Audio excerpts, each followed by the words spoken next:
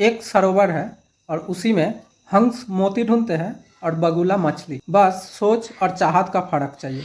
মানে একটা বড় ঝিল ছিল, সেই ঝিলে হাঁস এসে মতি খোঁজে আর বগ এসে মাছ খোঁজে, শুধু ইচ্ছা আর চিন্তার পার্থক্য। চলুন একটা উদাহরণ দিয়ে বুঝিয়ে দিই। ধরুন দুই বন্ধু লটারি কেটেছে এবং তারা দুজনেই 30,000 করে টাকা জিতেছে।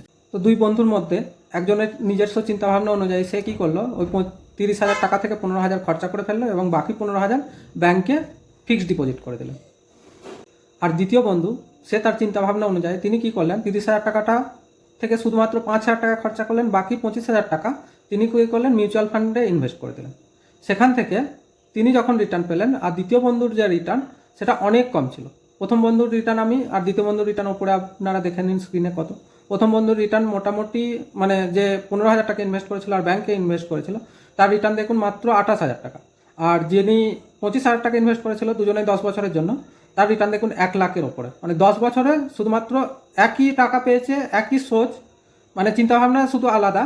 তো সেই অনুযায়ী রিটার্নের পার্থক্যটা শুধু দেখুন।